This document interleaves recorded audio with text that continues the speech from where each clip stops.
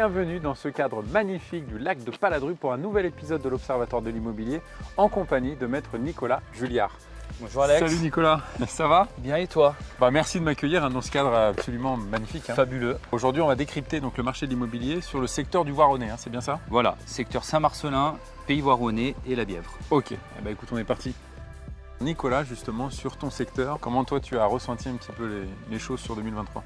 Alors sur le secteur Voironnais, Saint-Marcellin, la Bièvre, on est un peu comme les autres secteurs, on a été impacté par la crise. On a eu les prémices d'un ralentissement à la fin de l'été 2022, septembre 2022, où les acquéreurs étaient un peu moins présents, des banques qui durcissaient leurs conditions d'octroi de leurs prêts, des acquéreurs ont totalement été exclus du circuit de l'acquisition, les primo-accédants, les investisseurs, bien entendu un investissement locatif, plus les taux sont élevés, moins il est rentable.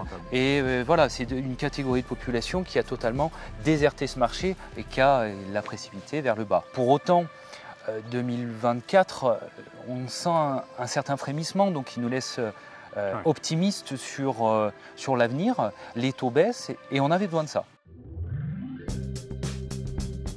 Nicolas, est-ce que cette baisse, ce ralentissement du marché, est-ce que tu l'as senti toi sur tout type de biens? Tous les types de biens ont été impactés par cette baisse, sans exception. Alors, il y en a plus que d'autres. Les terrains à bâtir, c'était une baisse significative, puisqu'on a pu enregistrer une baisse d'environ 40% du volume sur un produit qui est très prisé, le terrain à bâtir, sur nos secteurs. Beaucoup de populations grenobloises sont venues sur notre secteur.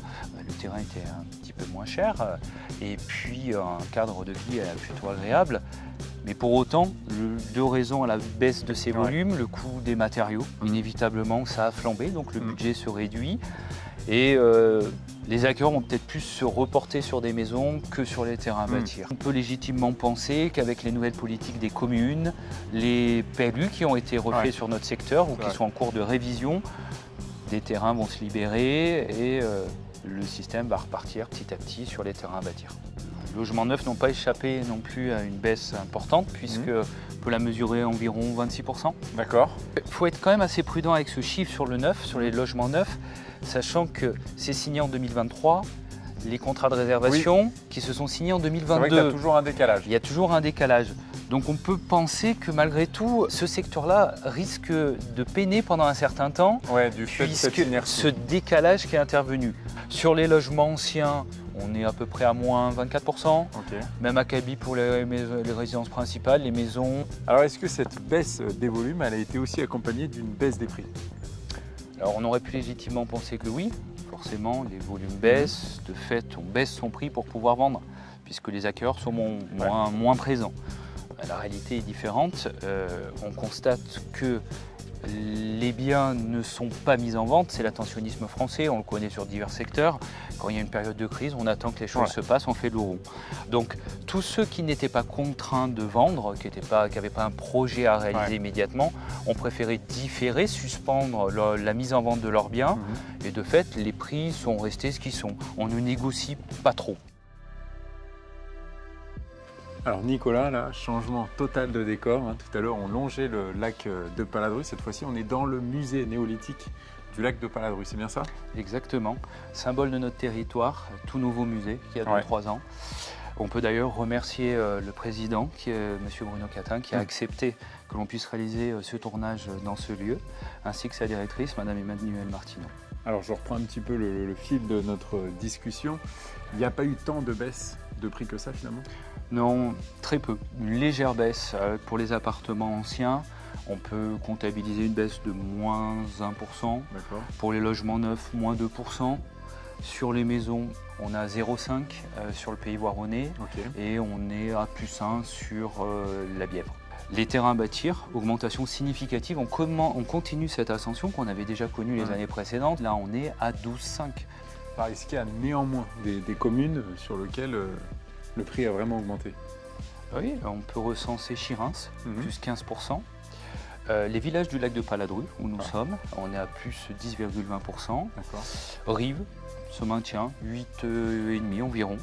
Donc on constate que ces communes, loin des pôles de centralité, continuent leur ascension au niveau tarifaire. Elles sont toujours aussi attractives.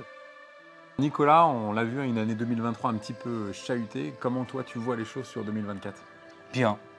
On peut garder espoir et il faut avoir l'espoir.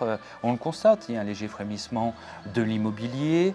On retrouve des acquéreurs qui jusqu'à présent avaient été exclus ou s'étaient proprement exclus de ce marché-là.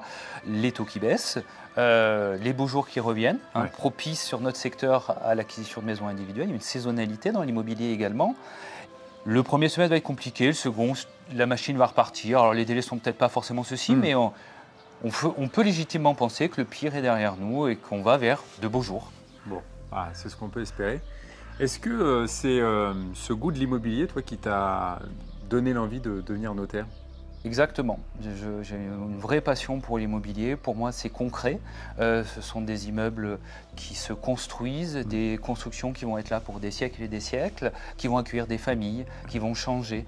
Nous, notaires, on participe à cette construction matérielle, les immeubles qui sortent de terre, les appartements qui se vendent, les maisons, mais également la construction de la vie de nos clients. On essaye de participer et de rendre cet instant qui est important dans leur vie, très important, qui est un achat immobilier, et de faire de ce rendez-vous quelque chose d'unique qu'ils se souviendront, on essaye toute leur vie, parce que c'est des moments importants. C'est sûr. Mais merci beaucoup pour ça. Et puis, avec plaisir. Je te dis à bientôt. À bientôt, Alex. Et puis, quant à nous, on se retrouve sur les réseaux sociaux des notaires du Dauphiné, ainsi que sur passerlac.com.